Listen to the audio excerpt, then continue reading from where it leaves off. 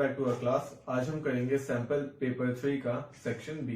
Okay, तो previous video में हमने सेक्शन ए पूरा कंप्लीट कर लिया था एंड अब आते हैं हम लोग सेक्शन बी में, जिसमें अभी 20 क्वेश्चन है एंड एनी 16 आपको अटेम्प्ट करने हैं एंड आप वही 16 अटेम्प्ट करेंगे जो जिसके आंसर आप जल्दी निकाल लें एंड सही निकाल लें। ओके, तो यहाँ पे हम 20 के 20 क्वेश्चन सॉल्व करेंगे। तो आते हैं सबसे पहले हम लोग क्वेश्चन नंबर 21 पे सेक्शन बी का। ओके,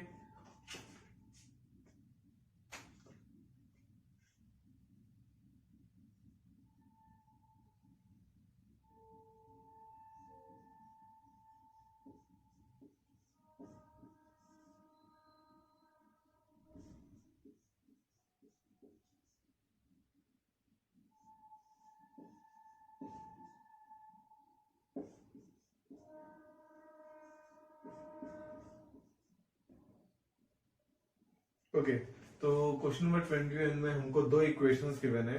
ओके, इस इक्वेशन में हमें k की वैल्यू फाइंड करनी है सच दैट इन दोनों इक्वेशंस के इनफाइनाइट मैनी सॉल्यूशंस हो। Okay, then infinite many solutions का आपको कंडीशन पता होनी चाहिए कि क्या होती है। ओके, तो यहाँ पे सबसे पहले हम a1 upon a2, b1 upon b2 and c1 upon c2 find out कर लेते हैं।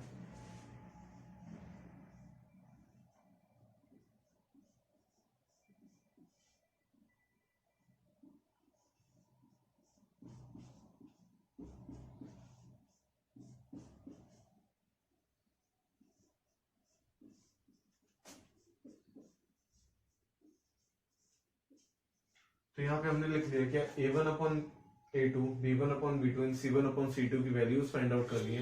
तब हमें पता है कि इनफाइनाइट मैनी सॉल्यूशंस के लिए दोनों लाइंस को कोलाइड करना पड़ेगा। दोनों लाइंस जब कोलाइड करती हैं देन इन तीनों का रेशियो क्या होना चाहिए, एक दूसरे के इक्वल होना चाहिए। ओके, यानी कि a1 upon a2 will be equal to b1 upon b2 will be equal to c1 upon c2। अब हमें क्या करना है, सपोज के की वैल्यू फाइंड आउट करनी है तो हम इनमें से किसी भी दो रेशियोज को यूज करके के की वैल्यू फाइंड आउट कर लेते हैं। तो यहाँ पे मैं a1 upon a2 is equal to b1 upon b2 को यूज करूंगा। देन a1 अपॉन a2 हमारे पास है k upon 10 and b1 upon b2 हमारे पास 5 अपॉन k।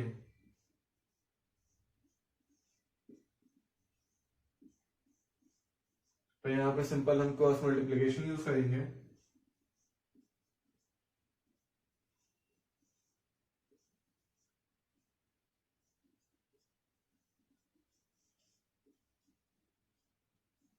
तो यहां से हमारे पास k की वैल्यू कितनी आ जाएगी, प्लस माइनस 5√2 एंड ये हमारा ऑप्शन बी से मैच कर रहा है। ओके, तो इस तरह से हमने k की वैल्यू फाइंड आउट कर ली। आपको क्या याद रखना था कि इनफाइनाइट मेनी सॉल्यूशंस का क्राइटेरिया क्या होता है, मींस उसके लिए मेन चीज क्या होती है कि इनके कोफिशिएंट्स का रेशियो क्या होना चाहिए, एक दूसरे के इक्वल होना चाहिए। तब जाकर के हमने किसी भी दो रेशियोज को इक्वल पुट करके वहां से k की वैल्यू फाइंड आउट कर ली। ओके, तो ये तो हमारा क्वेश्चन नंबर 21। नेक्स्ट आते हैं क्वेश्चन नंबर 22 पे। ओके, तो नेक्स्ट क्वेश्चन नंबर 22 में हमको तीन कोऑर्डिनेट्स गिवन है एंड तीनों कोऑर्डिनेट्स का हमको सेंट्रोइड निकालना है। ओके, देन हमको सेंट्रोइड का फॉर्मूला पता है, देन सिंपली हम सेंट्रोइड का फॉर्मूला पुट करके उनकी वैल्यूज फाइंड आउट कर लेते हैं। तो पहले मैं आपको तीनों कोऑर्डिनेट्स बता देता हूँ।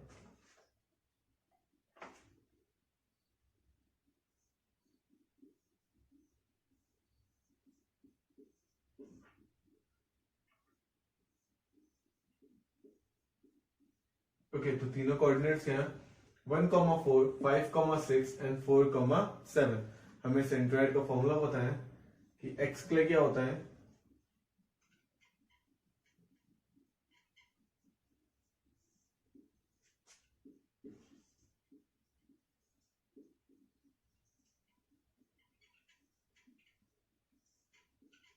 x के लिए क्या हो गया x1 plus x2 plus x3 divided by 3 and y के लिए क्या हो गया y1 plus y2 plus y3 divided by 3। तो इसमें हम बस वैल्यू सब्स्टिट्यूट कर देते हैं, आंसर निकाल लेते हैं।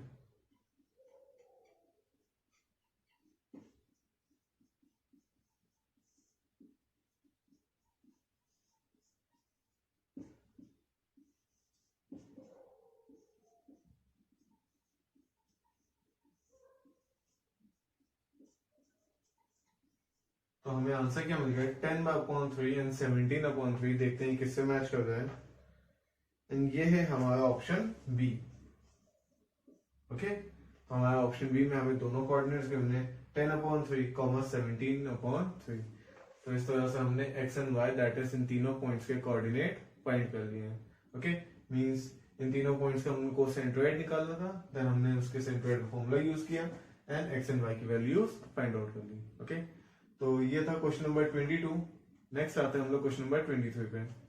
ओके, तो आते हैं हम लोग क्वेश्चन नंबर 23 पे, जिसमें क्या गिवन है, if probability of an event is p, किसी इवेंट की प्रोबेबिलिटी कितनी है small p, then the probability of its complementary event will be, तो इसकी कॉम्प्लीमेंट्री इवेंट का प्रोबेबिलिटी कितनी होगी। हमें पता है कि टोटल प्रोबेबिलिटी कितनी होती है 1। ओके, मींस किसी भी इवेंट के होने की प्रोबेबिलिटी कितनी होगी 1। अब यहां पे हमको प्रोबेबिलिटी पहले से गिवन है, कोई एक इवेंट हो उसकी प्रोबेबिलिटी p है, देन उसके कॉम्प्लीमेंट्री मींस वो इवेंट ना होने की प्रोबेबिलिटी कितनी हो जाएगी, टोटल प्रोबेबिलिटी में से इवेंट होने की प्रोबेबिलिटी हम माइनस कर देते हैं, तो हमारे पास आंसर कितना आ जाएगा 1 minus P, and 1 minus P हमारा ऑप्शन सी है। ओके, तो ये आपका कोई न्यूमेरिकल मींस कोई भी प्रॉब्लम सब नहीं था, यहाँ पे बस आपको थ्योरेटिकल था कि किसी भी इवेंट ना होने की या होने की प्रोबेबिलिटी किस तरह से निकालते हैं। ओके, तो ये था हमारा क्वेश्चन नंबर 23। नेक्स्ट आते हैं क्वेश्चन नंबर 24 पे। ओके, तो हमें क्वेश्चन नंबर 24 में क्या गिवन है कि साइन b is equal to 1/2 given है। हमें फाइंड किसकी करनी, value 3 cos b minus 4 cos cube b की। ओके, देन हम क्या कर सकते हैं, यहां से हमें पता है कि 1/2 साइन कब होता है, साइन की वैल्यू 1/2 होती है साइन 30 डिग्री पे, देन साइन एंड साइन यहाँ पे कैंसिल हो गए, तो हमें वैल्यू कितनी मिल गई, b इज इक्वल टू 30। तो हम यहाँ पे b की वैल्यू 30 प्लेस कर सकते हैं।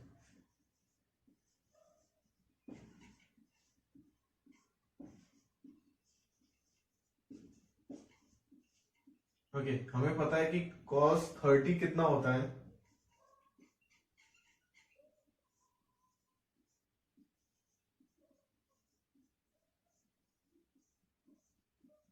अब इस इक्वेशन को हम सॉल्व कर लेते हैं, देन हमें आंसर मिल जाएगा।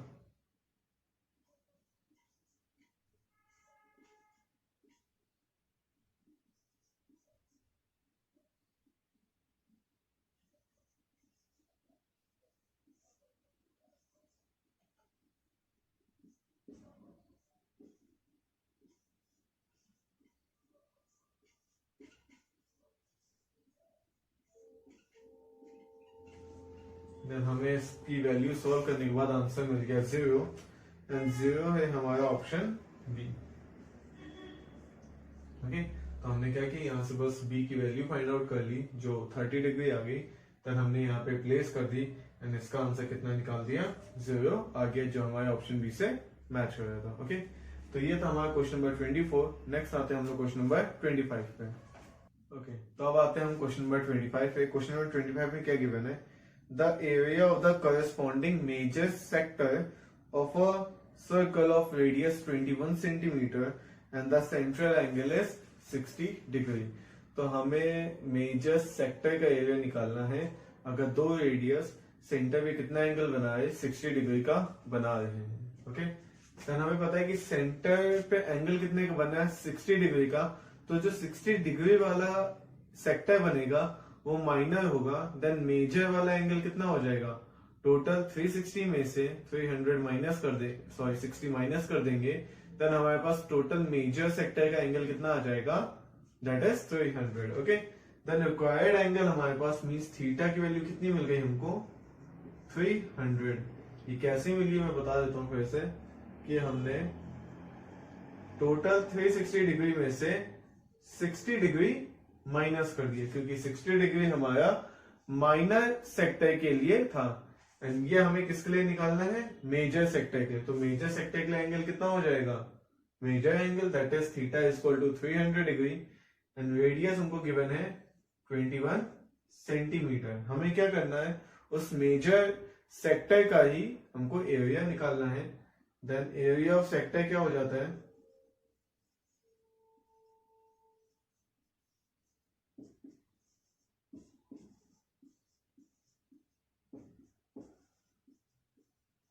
Theta by 360 into pi r square.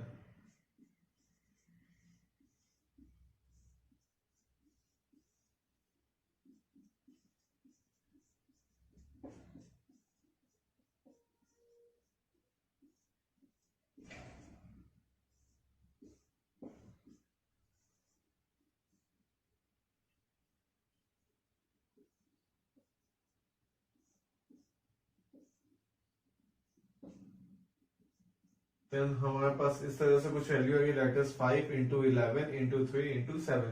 इन सबको जब हम मल्टीप्लाई कर देंगे देन हमें आंसर कितना मिल जाएगा, 1155 centimetre square. And 1155 centimetre square हमारा ऑप्शन डी है। ओके, तो इस तरह से हमें ये क्वेश्चन करना था।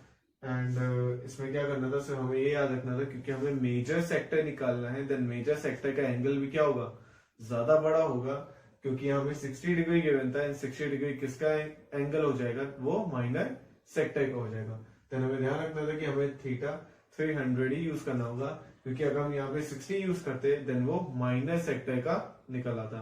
ओके ओके, तो इस तरह हो गया हमारा क्वेश्चन नंबर 25। नेक्स्ट आते हैं हम लोग क्वेश्चन नंबर 26 पे।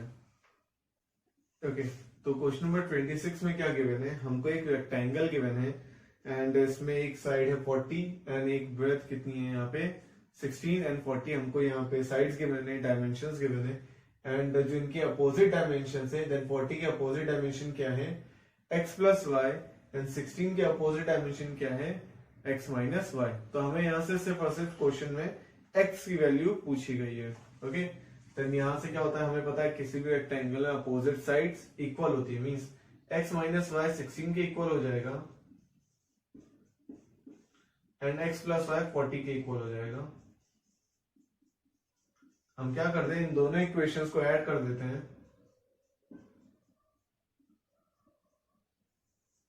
Then minus y plus y cancel out हो गया, x प्लस एक्स 2x हो गया एंड 40 प्लस 16 56 हो गया। एंड यहां से हमें x की वैल्यू कितनी मिल गई, 28 सेंटीमीटर। ओके, क्योंकि सारी हमको जितनी भी डायमेंशंस थी वो सेंटीमीटर में गिवन थी, तो x की वैल्यू हमारे पास कितनी आ गई, 28 सेंटीमीटर। एंड ये हमारा ऑप्शन ए से मैच हो रहा है। ओके, तो काफी इजी क्वेश्चन था, हमें बस क्या करना था, इनको अपोजिट साइड्स के इक्वल इक्वेट करके देन इसमें एलिमिनेशन या सब्स्टिट्यूशन मेथड आप कोई भी अप्लाई कर सकते थे, जिससे आपने x की वैल्यू फाइंड आउट कर ली। ओके, तो ये था हमारा क्वेश्चन नंबर 26। नेक्स्ट आते हैं हम लोग क्वेश्चन नंबर 27 पे। ओके, तो यहाँ पे हमको क्या गिवन है कि एक इक्वेशन गिवन है x plus 3y equal 6 and यहाँ पूछा गया है कि ये लाइन मीट करती है y एक्सिस पे, देन हमें उस मीटिंग पॉइंट के कोऑर्डिनेट्स बताने हैं।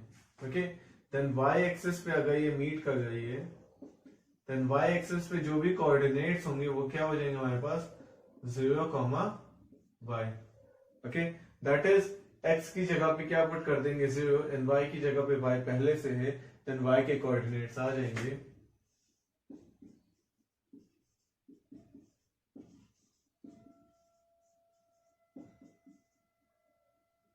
देन हमारे पास y की वैल्यू कितनी आ गई, 2, तो हमारे पास कोऑर्डिनेट क्या बन जाएंगे 0, 2 एंड ये हमारे देखते हैं किस ऑप्शन से मैच करता है, ये हमारे ऑप्शन बी से मैच कर रहा है।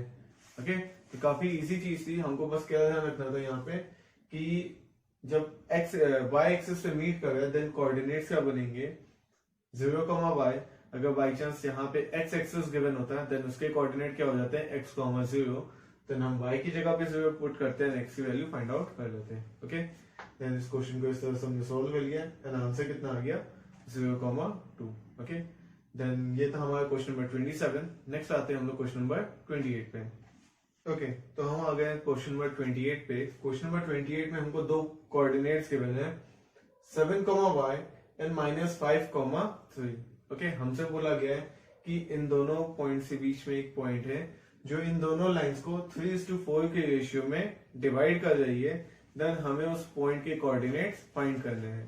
तो हमने क्या मान लिया कि उस पॉइंट के कोऑर्डिनेट्स क्या मान लिया हमने, x, y। इसके अकॉर्डिंग हमारे m की वैल्यू हो जाएगी ये एंड n हो गया हमारा 4। ओके, तो हमें पता है कि सेक्शन फॉर्मूला में हम वैल्यू पुट करेंगे, एक्स एंड वाई दोनों की वैल्यू निकल आएगी। तो सेक्शन फॉर्मूला में एक्स के लिए वाई के लिए दोनों लिख लेते हैं।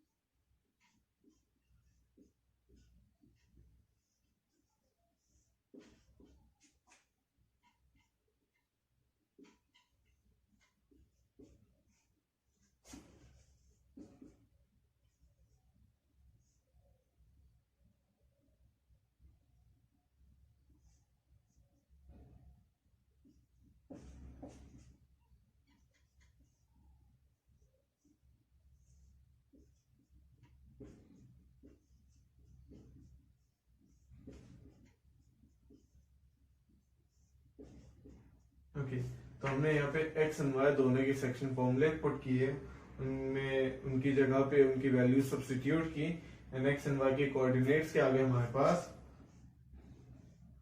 13/7, 25/7। देखते हैं ये हमारे किस ऑप्शन से मैच करता है, एंड ये हमारे ऑप्शन ए से मैच कर रहा है, इसका मतलब ये आंसर सही है। ओके, तो इसमें कुछ नहीं था, हमें बस दो कोऑर्डिनेट से बनते एंड उनको सेक्शन में मींस किस रेशियो में डिवाइड किया गया है उसकी वैल्यू पता थी, सिर्फ हमें उसी कोऑर्डिनेट की वैल्यूज निकालनी थी। हमने सेक्शन फॉर्मूला लगाया, वैल्यू सब्स्टिट्यूट किए, आंसर आ गया 13/7, 25/7। ओके, एंड ये था हमारा क्वेश्चन नंबर 28। नेक्स्ट आते हैं हम लोग क्वेश्चन नंबर 29 पे। ओके, तो अब हम आ गए क्वेश्चन नंबर 29 पे। क्वेश्चन नंबर 29 पे क्या गिवन है हमको कि दो कोऑर्डिनेट्स गिवन है, -4, -3 एंड -1, 4। इन दोनों कोऑर्डिनेट्स को ये कोऑर्डिनेट -3, p क्या है, किस रेशियो में डिवाइड कर रहा है, हमें वो रेशियो की वैल्यू फाइंड आउट करनी है। ओके, तो हमें पता है कि हमें सेक्शन फॉर्मूला यूज करना पड़ेगा। उससे पहले हम क्या मान लेते हैं, let the ratio B k/1।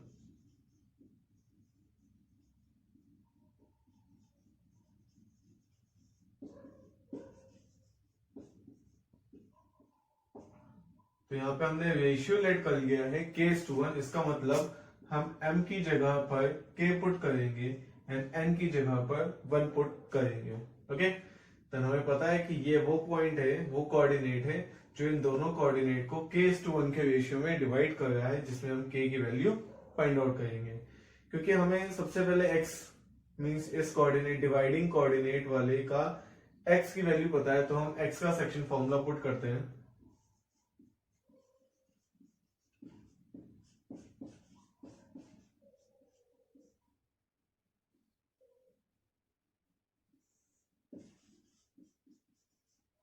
हमें x की वैल्यू पता है -3, m की जगह पे k पुट कर दिया, एंड x2 हमारा -1 है,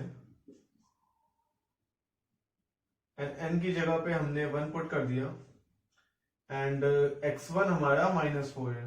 ओके,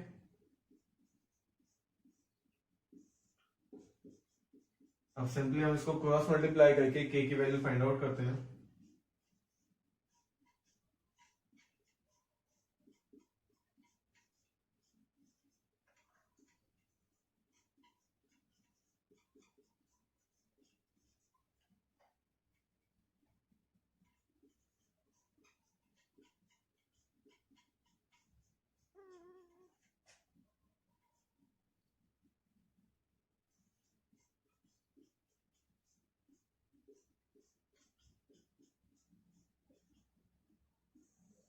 ओके, तो हमारे पास k की वैल्यू आ गई 1/2। हमने रेशियो क्या माना था, k/1, देन k की वैल्यू कितनी हो गई 1/2:1, जिसकी वजह से इसका रेशियो कितना फाइनली आ जाएगा 1:2। तो देखते हैं ये किस आंसर से मैच करता है। ये हमारे ऑप्शन सी से मैच कर रहा है। ओके, तो नेक्स्ट तरह से हमने क्वेश्चन नंबर 29 को सॉल्व कर लिया। ओके, क्योंकि हमें सिर्फ x मींस रेशियो ही निकालना था, तो हमने डायरेक्ट सिर्फ x का ही सेक्शन फॉर्मूला यूज करके हमने अपना रेशियो k:1 निकाल लिया, जो हमारा कितना आ गया 1:2 ऑब्टेन हो गया। ओके, तो ये था हमारा क्वेश्चन नंबर 29। नेक्स्ट आते हैं हम लोग क्वेश्चन नंबर 30 पे। ओके, तो ये आ गया हमारा क्वेश्चन नंबर 30, जिसमें क्या गिवन है कि दो triangle ABC is similar to triangle PQR। इसमें हमें करस्पॉन्डिंग साइड का रेशियो गिवन है BC/QI की वैल्यू गिवन है 2/5। हमें क्या निकालना है, area of triangle PIQ ratio to area of triangle BCA। Okay, then हमें इन दोनों ट्राइंगल से एरिया का रेशियो निकालना है। हमें पता है कि जब दो ट्राइंगल सिमिलर होते हैं देन उनके एरिया का रेशियो उनकी करस्पॉन्डिंग साइड्स के रेशियो का स्क्वायर होता है। इसका मतलब